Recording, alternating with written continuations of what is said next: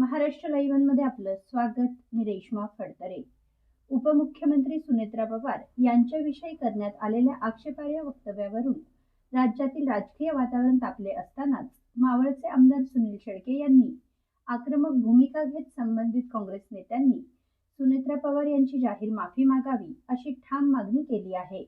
अन्यथा मावळातील नागरिकांच्या तीव्र जन आक्रोशाला सामोरे जावे लागेल असा इशाराही त्यांनी दिला आहे. पाहूयात. ब्रह्मज्ञान स्वतः मात्र कोरडे पाषाण हीच काँग्रेसची संस्कृती आणि विचार अलीकडच्या काळामध्ये संपूर्ण राज्याला देखील पाहायला मिळत आहेत. आज आमच्या नेत्या राज्याच्या उपमुख्यमंत्री आदरणीय सुनेत्रा वहिनींवरती जे काही बेताल वक्तव्य केलं त्याचा तर आम्ही जाहीर निषेध करतोच, परंतु काँग्रेस पक्षाला देखील अशा पद्धतीचं वक्तव्य करत असताना महाराष्ट्रातील महिला भगिनींचा आपण किती सन्मान ठेवता हे देखील आज स्पष्टपणे आपल्या वक्तव्यातून दिसून आलेलं आहे.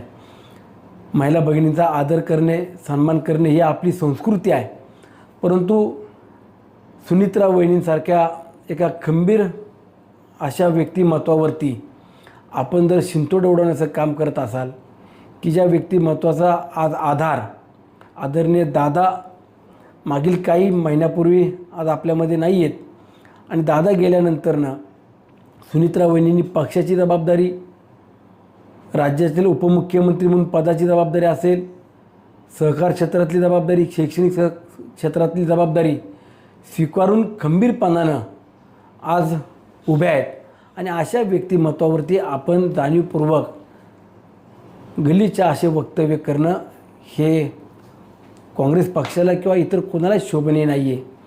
काँग्रेस पक्षानं दिलगिरी व्यक्त करावी किंवा माफी मागावी हे आता आम्हाला देखील अपेक्षित नाही आहे, परंतु काँग्रेस पक्षाच्या नेत्यांना मुंबई पुणे हायवेवरून जायचं असेल तर मावळातले माझे मावळे, माझी जनता, दादांवरती प्रेम करणारे सर्व कार्यकर्ते या काँग्रेसच्या नेत्यांच्या गाड्या आणि तोंड फोडल्याशिवाय राहणार नाही, एवढंच मी या निमित्तानं तुम्हाला सांगतो.